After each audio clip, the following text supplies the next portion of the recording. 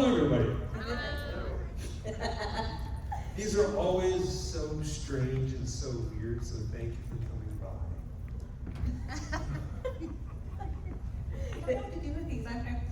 Being on a stage is always a little awkward. We had talked with most of you guys already today that being up on a stage is a little strange, but I love being like personal and one-on-one with everybody, so like, I don't know what to do. Well, just pretend you're talking to me and you have to hold something while you do it. Okay, this is my showcase. Awesome. So last time we spoke was in Chicago, and you've had some pretty interesting adventures since then. I've been watching your videos and loving them. So first and foremost, we have to talk about Shelley Duvall. Oh, okay. That was a beautiful video. Thank you. Yeah. Thank you. Thank you. She's a wonderful woman, and it was very hard not to shrink in her presence, because you just wanted to be like, oh my God, this is my childhood, I can't stand it, and or cry. Yeah, no, I would cry. I this close. Yeah. Yeah. And it was so beautiful because when I saw it pop up on your feed, and I was like, wow, she looks great. Like, she looks great. Because the last time I think most of us have seen her, at least for me, was getting exploited on Dr. Phil and making her look like a mad woman. And She's really fun. which infuriated me, by the way. I don't know if you've seen that. And I was like, wow, that's messed up. And so seeing her with you guys completely coherent, and she just looked so great and spoke well, and I was just like, yes, this is the Shelley that I love, and this is the Shelley I want to be okay. So. We kept that video a secret for quite some time. A lot of times with our videos, if you follow us on social media, we like to give little hints as to what the video is coming. It's fun for us, whether you guys think it is or not. I don't know. I enjoy it. I like playing mind games. And the reason that Shelley Duvall, that interview happened, is we signed on as co-producers for a movie that's coming out called The Forest Hills that she was part of. And we weren't sure if that interview was going to happen until the day before. Day of, really. Yeah. And the last thing we shot that day was the intro where we said that we spent the entire day with her. And we showed up right around like 11 o'clock in the morning. We had lunch, we bought her lunch. We just spent the day driving around her town. She was showing us the park that she hangs out in. We were telling stories. We were telling stories, she was telling stories. And we made it very clear that even though we were there under the thought of doing an interview, that it didn't really need to happen. It was just the fact that we were there with her, telling stories with somebody that we grew up with. If at the end of the day, we just walked away and there was no interview, so be it. And toward the end of the day, I asked her, do you still want to do an interview? And she said yes. And so that's when it happened. And a lot of people, so it was pretty magical. It really was. I really want to thank you though for saying that she was good, because I thought so too. But the feedback we've seen a lot is people were surprised. But I think that's one of the things that we forget about is we're remembering her from our childhood, and you keep that age in your head the entirety of your life. So you have to realize she's 74. Yes. Yes. 74 years old, sharp as a tack.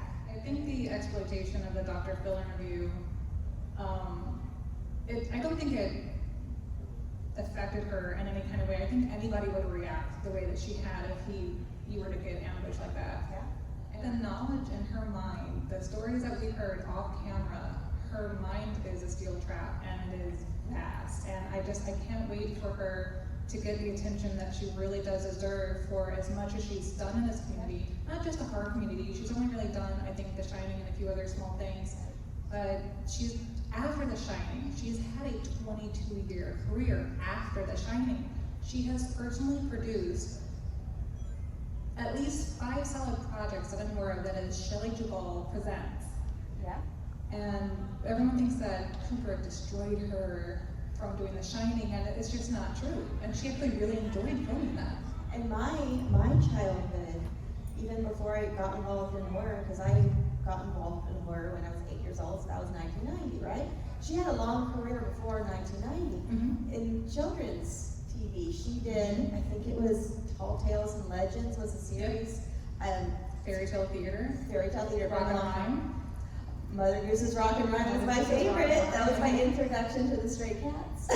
Yeah. You know, and Rockabilly was Mother Goose's Rock and Rhyme. She's been, when the internet was first becoming as massive as it was, she did CD-ROMs for children's books. She was very heavily in, I want to say, children's material. Even before she did The Shining, it was very important to her that children had specific types of books that they had access to, and she was really responsible for putting a lot of those tales out there, because at the time, it wasn't available, not like it is today. So I think she has a big hand in that too, is what the access to the different types of stories we have as children. Yes. Yeah.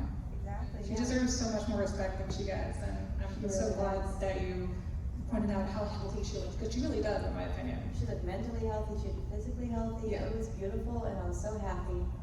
I think I adopted her. And I was so happy for you guys, and slightly jealous, not gonna lie. But I mean, it was such a cool moment, and I'm so glad you got to share that with all of us too. Because again, for those of us who'd seen Dr. Phil, that I think is the last thing we remember seeing, right? Right. And before you posted the video, I saw, Phyllis Rose posted a selfie with her too. I'm like, oh, awesome, she's back in it again. So She's so happy. I had a hint that she was out there again, but to actually see her in action and as herself, it was wonderful. With hopefully more coming. Hopefully. She couldn't confirm, but she wants to act again. She says she misses it. I do too. I don't blame her, once you're an artist, you don't really let it go. You think you let it go, but you still miss it. I'm excited, and hopefully she does get to make her comeback as an actor, because I'd love to see so much more from her. Same. Yeah. Same. Absolutely. You guys also did a video that I also really loved, and that was Resurrection Mary when you were in Chicago. What's wrong? Nothing. Nothing. No. Go ahead. I've always loved that legend. So I was very excited, of course, when I saw that you were doing that one, because as much as people know about it, not a lot of people feature it that I've seen. Really? Mm-hmm. It's a big local legend. I know. Yeah. We stopped into the bar, and he was like, "Oh yeah, let me sit." And we spent time with the bar owner that's right across from the cemetery. I don't recall his name, but he was so happy to talk about it, because it is such, everybody knows the tale. Exactly.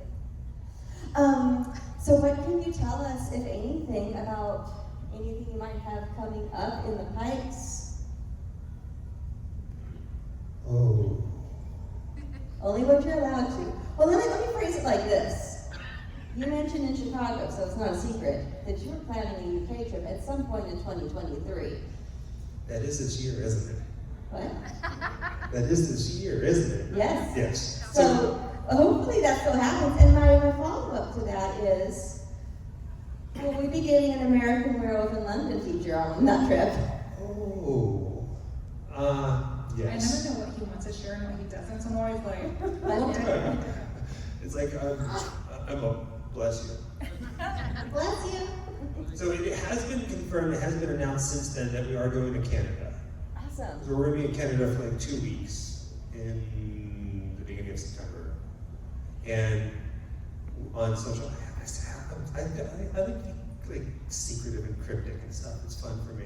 You don't have to give dates, But we are planning something in the UK, and there's a big announcement that has not been announced yet. And I talked to the people today, and we're still trying to figure out all that stuff that happens. And we did talk about American Werewolf in London. So some big things are being planned coming down the pipes. There are people out there that have done videos on the things that we've done. People have done videos on American Werewolf in London. And every day in my head, something plays over and over and over again. When we announced that we were moving out to California, everybody. And I mean, everybody was like, why on earth are you going to do that? Every video that you could do out there has been done before. So it's a personal goal of mine to just go, well, what can we do to make it extra special to prove everybody wrong? So we got big stuff planned for American Werewolf in London that has never been done before. I would like to comment though, that because this is something that we're very proud of, that we've created this big community and family, we like to say the Grimm Life family, that just because we filmed it or somebody before us has filmed it does not mean that you can't go out and film it yourself, because there is no limitation to how much coverage a topic can get. Don't let somebody convince you that it's not worth covering or that you should cover it because somebody else has already done it, because you haven't done it and you will bring something new to that. And we're all fans. Even if you're not visiting it to film anything, go explore. The world is yours. Go find it. You know, it's all there waiting for you. Don't let somebody diminish your nerd status. That's what I'm saying. We're all here for the love of it, and there can never be too much of something. Because you adding what you want to do, it makes it even more beautiful. That's all. Absolutely. I get very defensive when people try to tell you you can't be a nerd of something, or that you can't do something. We do not believe in that at all. You absolutely can go and do something. Exactly, and also like videos like you guys do and other people do are educational, like the resurrectionary thing, you know? And so maybe you might not be in somebody's algorithm, but someone else who does it would be, right? So now they still get to know, maybe it might not be with you guys, but they'll still get to learn about it, right? So you never know. And I was talking to you earlier about when you first started this channel and how it evolved. And can you share that story with us? Because I thought it was really awesome and inspirational. This is a long one. This is a long one. I don't think you were there when we started talking about this. So, I joined midway, so it started out as his baby. I take the long way around every time I tell a story. It's like I start here, but the story's way over there. So if you were to open up YouTube and go to the info tab, it says that Grimm Life Collective was started in 2011. Everybody starts a YouTube channel so they can watch stuff. Originally, YouTube was a website because I always wanted to be a writer when I grew up, and I was like, I want to write for these magazines, and I want to do my own spooky stuff. So I created Grimm Life Collective and started visiting places, taking pictures, writing about my adventures. Nobody read it. So I quickly realized that people don't want to read, instead they want to go and visit these places. So YouTube, making videos. Now, we were living in Florida. Orlando, it's hot, there's a lot of bugs, it's humid. Theme parks. And this whole crazy thing with the world happened, COVID and lockdowns, and the world is crazy, and it's still crazy, it's always crazy. And we had some things happen with friends, and then we had a conversation, kind of paraphrasing here, that worst case scenario, if we were to die, do we want to die in Florida? Nothing against Florida. Sorry if you live in Florida. Yeah, right? But we didn't want to die in humidity and bugs and stuff, so where do we want to be? And so we decided, let's pack up everything, move across the country, and live in California. And it was the best decision we've ever made. But getting there was very, very tricky. So we were living in one room in your parents' house. We rented a cube, one of those cubes to move. We packed everything in there to the brim, like there's no room for an ant to breathe. And we ship it across country, and we get there, we're staying at our friend John Massari's house, the guy who wrote the music to Killer Clowns from Outer Space. And we finally get an apartment, and we go to our cube to get all our stuff. We open the door, and it all falls out, and it's all broken. Like every furniture that we owned is broken. It wasn't much, but it's all we had, and it was broken. So we had to get new stuff. Thank God for IKEA. Yeah. It was like, yes, since I got broken, Right. just so you know. And I was working as a manager at an AutoZone. So stressed out. Like every day I felt like I was gonna have a heart attack. My stress levels were 500%. I would call her in the middle of my shift or come home almost in tears going, I don't know how I can do this. I'm losing my mind. Like, this is so stressful. 60-hour work week. And then on the weekends, packing 50, 60 hours worth of Grimm Life stuff in 2 days and becoming exhausted and then going back to work on Monday morning. It was this vicious cycle. And I went to work in AutoZone, broad daylight. Somebody cut the catalytic converter out of my car, and the insurance company totaled her. And it just got nasty. We just moved our entire family, us, cross country, spent everything we had to get there, and now our car was taken away. And the job was just kind of going, it was bad. And I went home, and I said, now's the time. And she was very supportive, even though this was crazy.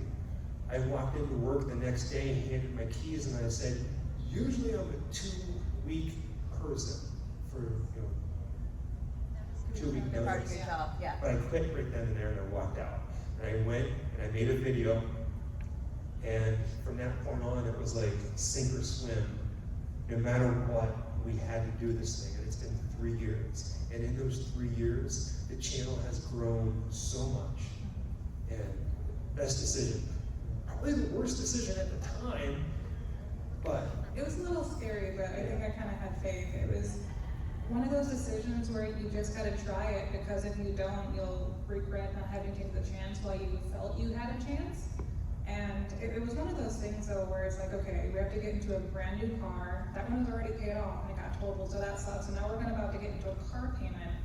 And if the same thing happened again, we were going to be destroyed. If it got totaled again by someone stealing the catalytic, which was happening all over the country at the time, you just kind of went, okay, if I don't feel comfortable enough leaving our car where you work, maybe we shouldn't work there.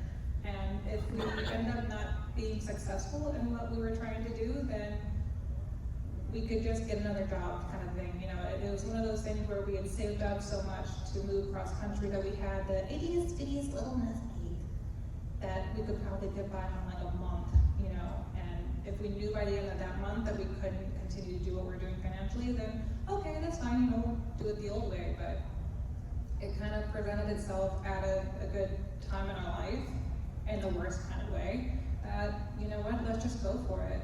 Put everything we have into it, put our heart into it, and see what happens. long story. No, I think it's a beautiful story and an inspirational story, because how many people out there feel like they're going to have a heart attack every time they go into work because there's so much stress? I'm one of them. Not saying you to go quit your jobs. No, Just because it's stress, don't do but that. following your passion, Yeah. finding a passion if you don't have one and you don't really know what you want to do, and it's never too late. Right. Finding a Never passion too late. and putting faith in yourself. We get asked a lot too how we could afford to do these kind of ventures, and the truth is at first we both had jobs, and trying to line up days off together wasn't working, so we decided, okay, he made more than I did, so I'll quit my job so that we could keep the higher income job. That opened up us to have a bit more time. But when we were leaving to do these trips, we slept in our car. We would usually sleep in a Walmart parking lot, and it worked out because we would not eat on the road. We would get deli meat and bread, and I would make sandwiches in the car while we're driving, with little plastic knives and forks. And we did everything we could to penny pinch and just try to make that dollar spread as much as possible. And we packed, like you said, packed as many hours as we could into the road in a weekend time, or if we had a day off or two around the week, you know, however our schedules worked out. And just did that for the first 5 years? For the first 5 years? Yeah, so for the first good 5 years, we often just slept in our car. Yeah. Wow. I'm not saying you do that, it is very rough. Yeah. But that is how we got Especially in by. Florida. I'm reminded also of, I can't remember, I think it was a documentary based on a chorus line. And one of the actors was like, who was up for the revival is like, this has to work because I don't have a plan B, you know? And she put everything she had into this dream. And they say, like, if you have your plan B, you're going to fall back on your plan B because plan B is easy. Yeah, plan B can sometimes be a scapegoat, but sometimes when you try something, it could be just not the right moment. We met each other when I was 35, you know. Most people think if you're not married by 35, you're not going to get married. And we've been happily married for 6 years. You know, that's another story that I tell people is, you know, that's one of the struggles as just a human being is finding your human, you know, the person that you vibe with the most, and they're, bless their hearts, they're in their 20s, saying, oh no, I'm so lonely and single. I'm like, honey, you've got time. Like, I met this beautiful human when I was 35, and I'm mad that it was at 35 because of all that wasted time, but it's not wasted time, that's experience, that's creating who you are as a person, and life will often find you when it's supposed to happen. And I honestly think if we had met each other before then, it wasn't the right time. Yeah. We would not have grown into who we are today, and especially who we needed to be at the time. So like, it can still happen. Anything can happen at any time. Love it. It's beautiful. Do we have any audience questions? No one? Oh, yeah. All your adventures, have you ever I'll come down there with a microphone.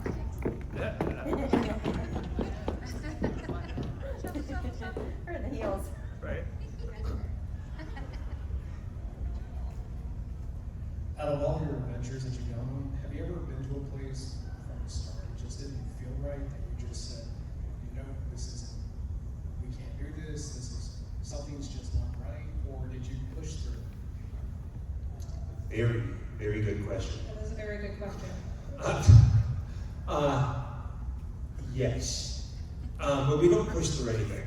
We have a very strict rule that every video that you watch on the channel is our 100%. Every video that we put out to us is a $500 million Hollywood production, even if it's just $5. We put everything we have into that. If we go to a place and we're super excited about it, and it is, we're just, no. We don't do it. We walk away for whatever reason.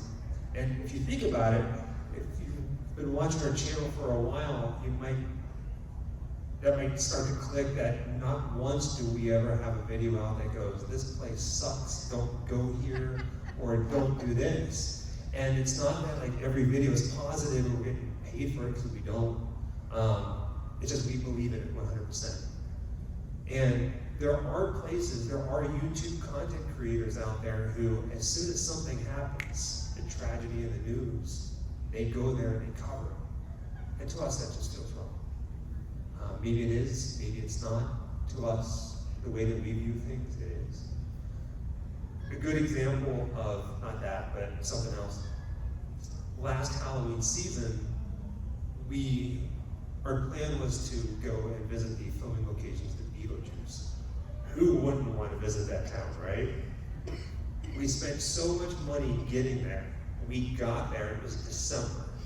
The sun in December is just absolutely horrible to film in. And big fan of the movie, big fan. When we got there, we had this idea for this video, and it wasn't happening. It just didn't feel right. That's so sad. So we just walked away. Sometime down the road, we'll make it there again, and we'll do the video that we would want to see as fans, but it wasn't happening that day, so we just walked away. And that's a bit of kind of the life lesson of choosing, I don't say career, that's the right word, but choosing to do something like this is that you can't determine everything is going to be a specific condition when you arrive. We've been rained out of places, but the thing about filming in December is you talk about lighting, you think you can change that inside your camera or whatever, but you can't. The sun is so harsh that when you turn the camera on, it's either completely whited out, or it's completely black. If there's any sliver of a shadow, we just put the contrast is so harsh. So sometimes you just gotta go plot twist and either make it work or just move on and keep that in the back of your head to come back to if you're traveling through that way again. So don't get discouraged if something doesn't go right the first time.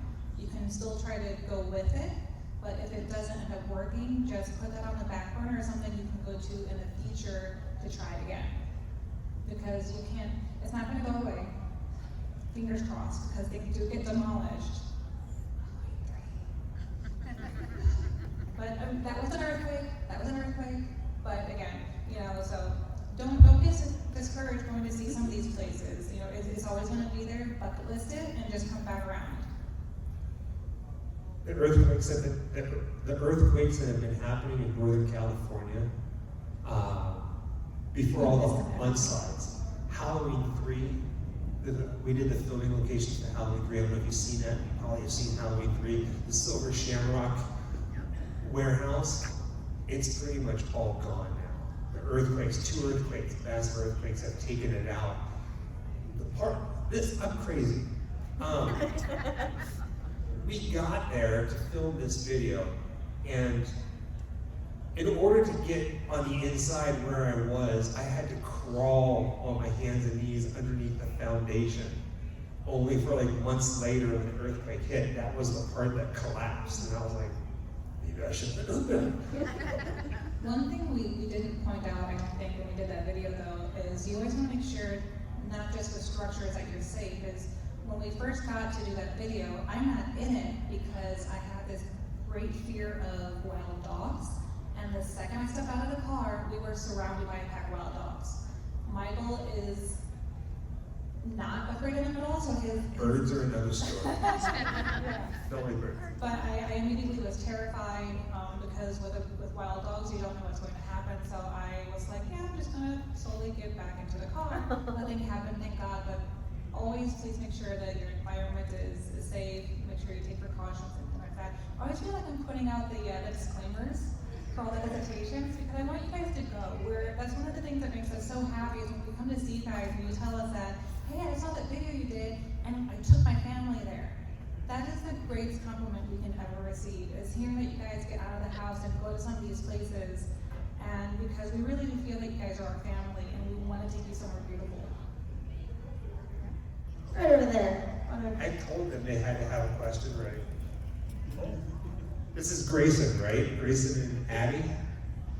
So, me and Addie are newly engaged and feeling your guys' hardships. What's your advice for us? We're 21, so we're a lot younger than y'all are. What's your advice for young I think this is the only area we're not qualified to get. Well, no, okay. So, okay. This is the hardest thing to do. Everybody will agree, but it's 100% the most important. And I know I'm going to sound like a poster in a guidance counselor office or something like that. Communication. Just talk to each other. Yeah. Just talk to each other, no matter what it is. Just talk to each other. Without that, when the moment secrets start happening, or you're keeping something from everybody else, then that's when things go wrong. Just talk to each other. It's you two against the world. Your family, if you ever have kids or whatever, it's nobody's business but your own. It's you two against the world.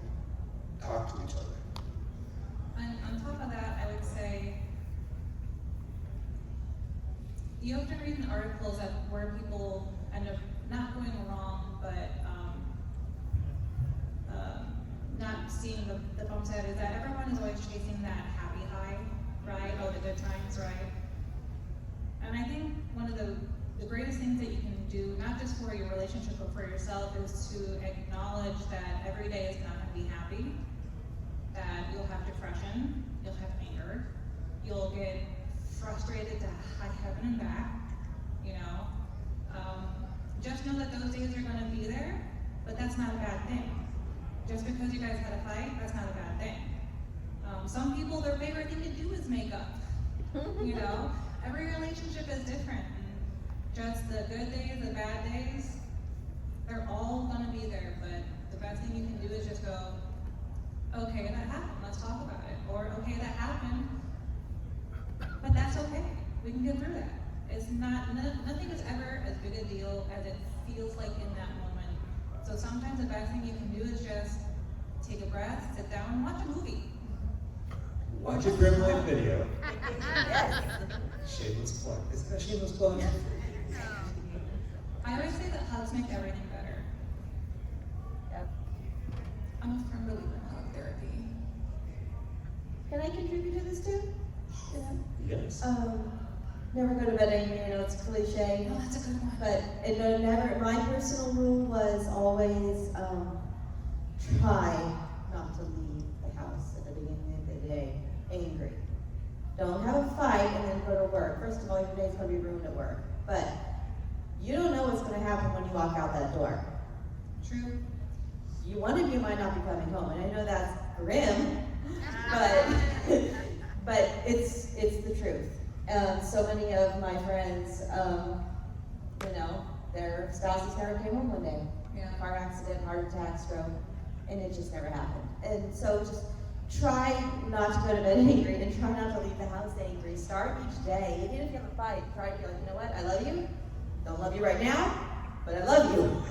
I feel like that's a plot line to like every romance movie out It there. really is. Is we had this big fight and they left and they died and I didn't get to say I'm sorry and I love Yeah. you. It's such a cliche, but it happens. It's so true. Yeah. It happens. Weird, life is stranger than fiction. There's oddball things happening every day. Yeah.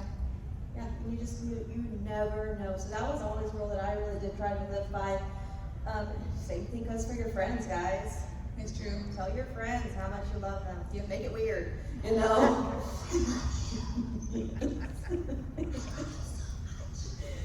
Again, because you never know. You never know. I lost someone just recently, and it was very sudden, and all of a sudden it was like, oh shit. You know? Yeah. I had so many things I wish I told that person. Simple things like, I really love you, and being part of my life. And it's gone. One of my best You'll friends never has get it been back. gone now for I think 5 years, and I forget she's gone, and I go to tell her things every day, and I'm like, oh fuck. Yeah. Yeah, and there's still things I wish I would have told her too. Yeah, just yeah. So again, I think it comes down to communication. Yeah. I still have phone numbers of deceased in my phone because I can't bear to do them. Is that weird? No, I do too. Yeah. Yeah. I mean, anyways, that's my 2 cents for what it matters.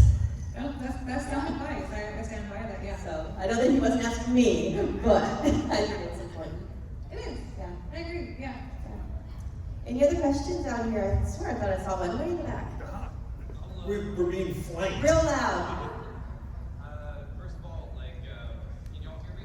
Yes. I love the channel. I've been watching it for about a year, something like that. Maybe a year and a half. I'm a big fan. But just like listening to you guys, y'all have a writer's spirit. What you guys do is it harkens back to Jack Kerouac, Mark Twain, American, and macabre and all that. So it's very Americana what you guys are doing.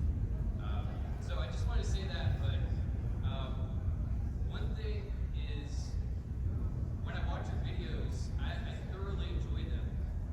But there's one video that I could not make it through. It was the Roddy Piper one. I couldn't make it through it. I thought I could, but we're in the South. Wrestling's huge, and Roddy Piper was a big deal back in the day.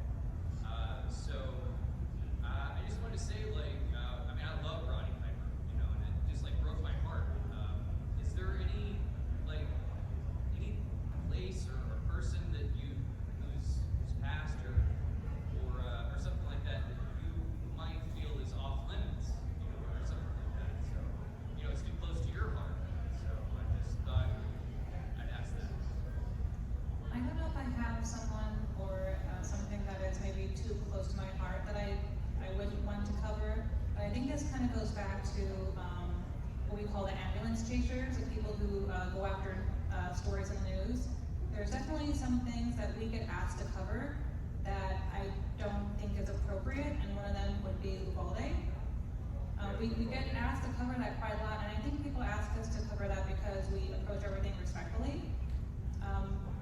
I think that one is, and other events like that, because we're having a lot of tragedies happen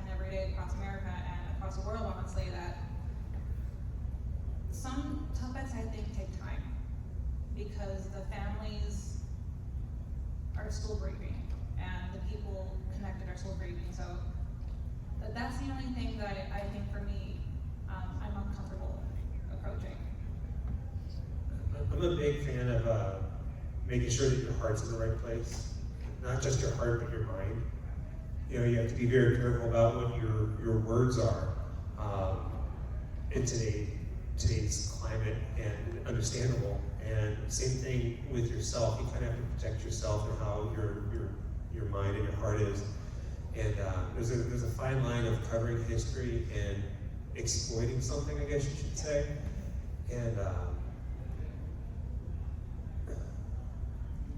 there are things that are too soon, like that's what I was saying. And but for the most part, anything that we cover, we do cover history. Sometimes it's good, sometimes it's bad. And we don't really do current things like that for that reason. Tricky question, good question. Sorry. No, you're good. No, it's a good question, and we do get asked why we do and don't cover some things, and a lot of times we haven't covered something simply just because we haven't gotten here yet. We have a long bucket list, and sometimes it's just opportunity of where a trip is going to take us on the map, because sometimes the road will take us really far south, or depending on our destination, it will take us really far north. So sometimes we just don't visit things yet because the bucket list is so long. But Well, I was gonna say like the Roddy Piper one that like I was going into it, I was like I'm all for it, and it just surprised me my reaction to it, like not being able to watch it. So like you know I've cried on camera a couple of it times. surprised me. Yeah. Thank you. You said something earlier about the writer's spirit, and that kind of touched home to me. When I was a kid, I wanted to be a writer. I used to write short stories when I was a kid. That was my thing. Photogenic journalist for National Geographic. That's what I wanted to do.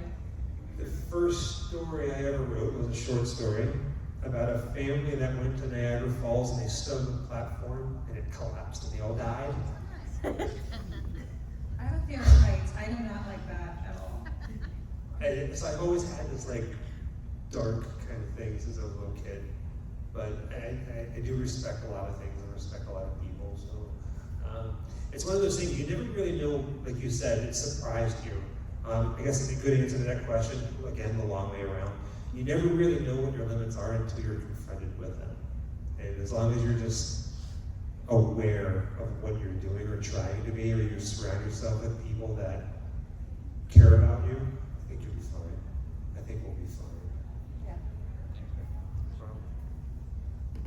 Anyone else? Red hat. Yeah? Well, there's 2 red hats. All right. Hey, love you guys. I love the content you provide. Out of all the locations, my personal favorite one is the Silent Hill one in Pennsylvania. I think it was Pennsylvania, if I'm not mistaken. I had trouble sleeping just because of the whole eeriness, you know, backstory where they filmed it. What are your 2 favorite locations, Mark? Man. Okay. I'll let you go We're first. interrupt now. I have to give a disclaimer every time I talk. I take you along the story. I take you along the road to get to the story. For me, it's always changing. Always changing. And for the longest time, the 2 that are probably the most heartfelt. Well, one that's the most heartfelt was the Buddy Holly crash song, The Day the Music Died. I cried in that video. It hit me really hard. I think you felt the same, that it was pretty intense. The second one, most beautiful, was Pet Sematary up in Maine. It's always changing. The video hasn't come out yet, but we spent 2 days here in Georgia filming the locations to The Conjuring 3, The Devil Made Me Do It. And in the video, I say if you pay attention to the movie, it's almost like they thought about it. Every time we point the camera at something, it's gotta be like unique or something like beautiful, right? It's a scary tale, and the movies are just beautiful. It took us from Sonoya all the way up, I think I'm saying that, Sonoya, all the way up to Chatsworth, Georgia, like North Georgia.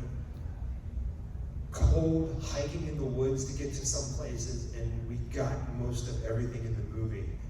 And It was beautiful. It was breathtaking here in Georgia. And I'm not just saying it because we're in Georgia, but it was breathtaking. And Talking Rock, you know what that is? Talking Rock Trail, or it's a town.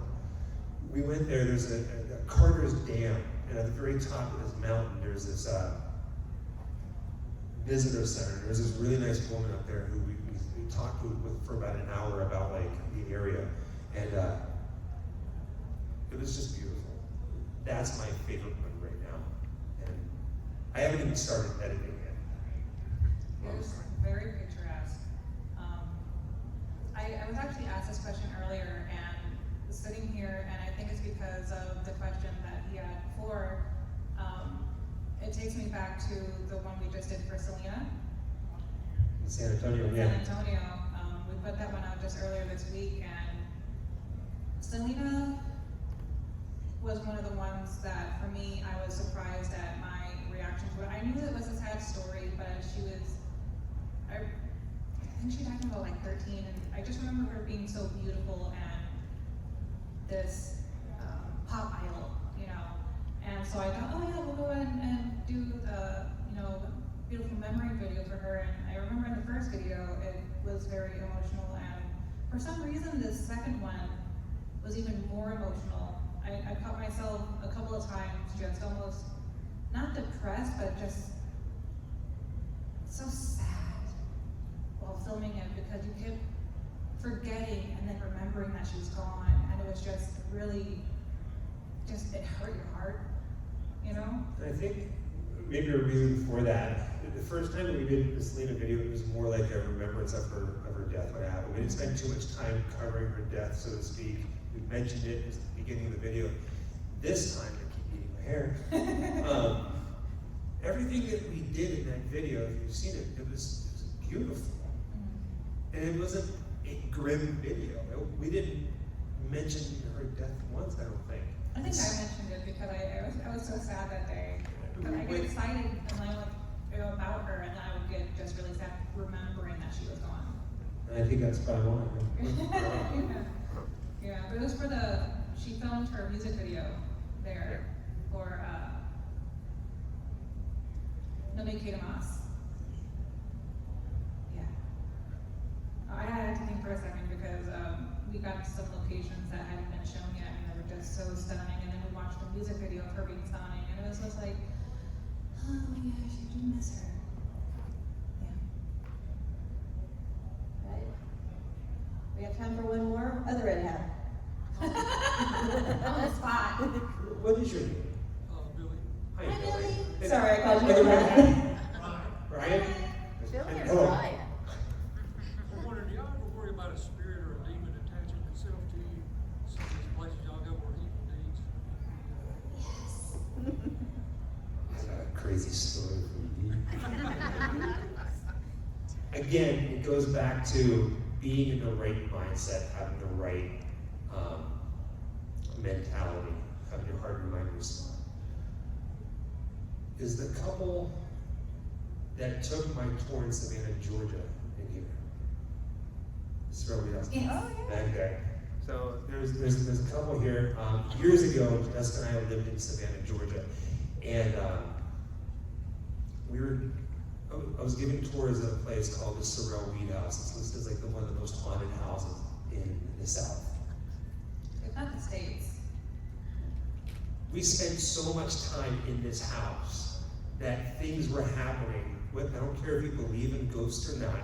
I always tell people, unless it happens to you, I don't expect you to believe. I don't care. It has to happen to you or you're not really a believer. Things happen inside that house that have messed us up. One night, I was giving a tour, and there was this Hispanic family. I don't remember where they were from, but it was a family. It was a big family, and their grandmother was on the tour. And you go inside the house, and we were talking about this, looking for some ghosts, talking about that, talking about the suicide and death, and we went over to the carriage house, which was the slave quarters, and all this stuff. We're talking about that. At the end of the tour, I'm saying goodbye to everybody in the courtyard, and all of a sudden I hear this woman screaming and wailing, and her family's going crazy. I have goosebumps right now. She's punching the walls of the carriage house. Like her knuckles are getting bloody, and I'm like, what is going on? And she's speaking, and I didn't know what she was saying. And she was just pounding away at them and just screaming and crying. And her family said that there was something trying to attach itself to her, and she was trying to get rid of it. And I didn't know what the heck, it was freaking me out. That sticks with me. And that night, that woman, and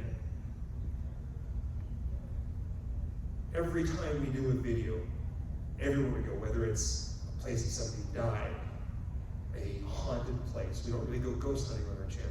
We believe in ghosts 100%, but we don't go ghost hunting. We dabble in it. But we don't go ghost hunting. But we're always as respectful as we can be.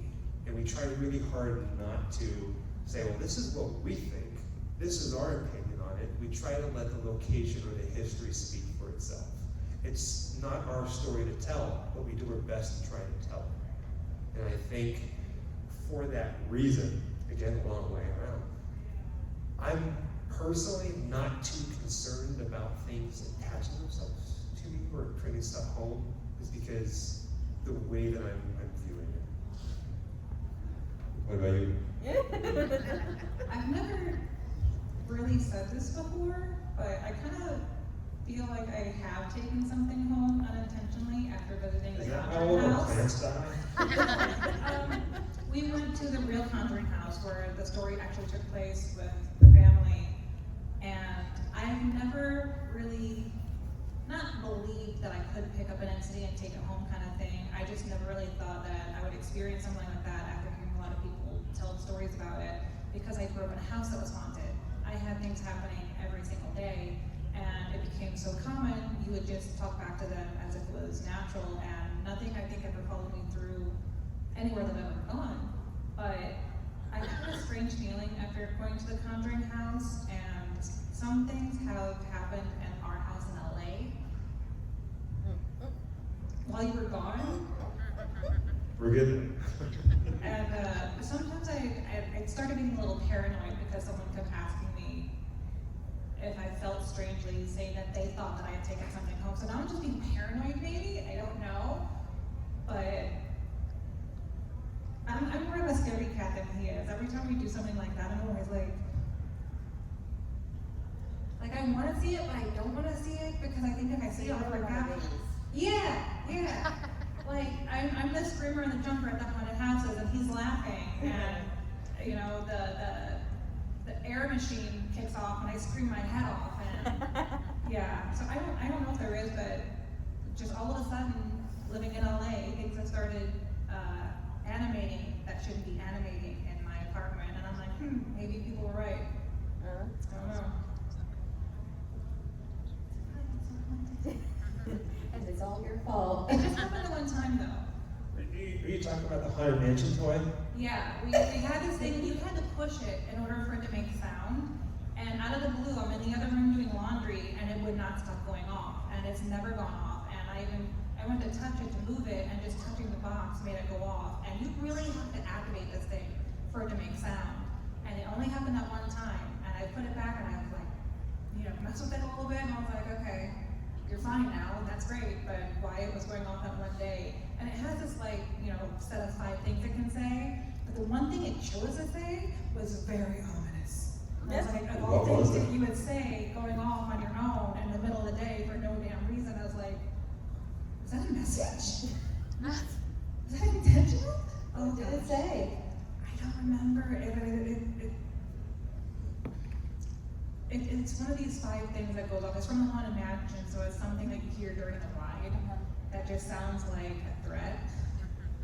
And I can't remember what the saying is, but I was like, that's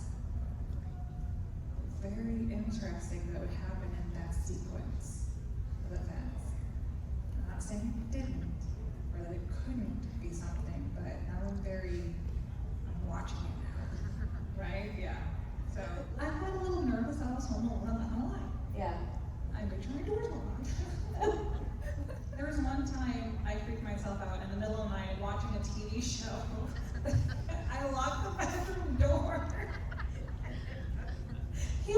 me. I was like, why is the door locked? And I was like, listen, all right, I would have turned the lights on too, but you were sleeping and I didn't want to disturb you. That's all I'm saying. She was watching American Horror Story Roanoke. Oh my God.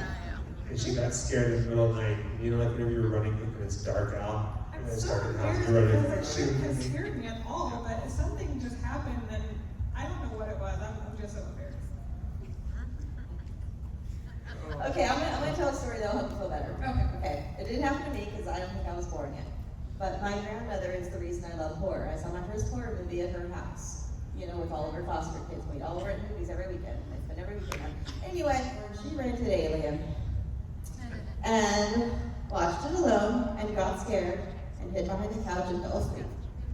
Grandpa comes home, can't find his wife, and starts to call the police, as far as what I've been told. And then she wakes up. So she went and hid behind the couch and she was so frightened and fell asleep. Greatest thing I've ever heard. I don't feel bad at all. So, my point is, no shame. And she told the story with hilarity and pride, too. So, it wasn't like she was embarrassed. She was like, you know what? This is hilarious. And it happened. I like to think I'm braver than I am. I think it's the case. I think you are. Because we do all these things. When it pertains to the supernatural, I get very nervous. He's always like, oh yeah, let's go do the thing where we get locked in. And I'm like, no, thank you. I can't stop moving. I'm like constantly going, and it's like I want to experience it no matter what it is. And it's hard for me to say no. I'm like yes, I will have to run out of the room and like turn all the lights on. I'm that person that if I have to go down to the basement, I am running up the stairs and turning the light switch off at the very last second because I can feel the darkness on my heels. And once I slam the door shut, I'm fine. But I'm one of those people, so like I get spooked a little easy. Do you ever have fun with that mind when it's for on purpose? never. I don't think you have. Okay. I said never. I was being truthful. Would you like never wink wink? But he just let me go first in haunted houses, which I know is all, that's just fun, but he just likes to see me scream and jump. We have a video coming out. The lights are on. We're in an escape room. We're having a story told to us. There's no scary music around. And then the air thing goes off and she screams and jumps and she's across the room. So why would I not put her in front of a camera? We were in the lobby.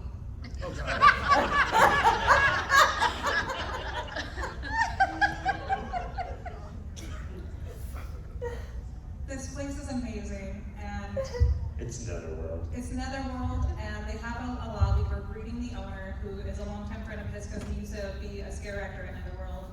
And I'm admiring everything they've done with the lobby because it's really nice and well done, and it's pretty, and it's got all these masks and statues and things like that. Things that you wouldn't expect to move, and they don't look like they're going to move. And they did move. I might have screamed a little. No, you didn't get that one on camera because we hadn't started filming yet. I probably jumped like 5 feet. There are witnesses, that's all I'm saying. The receptionist was like, yeah, that's a good one.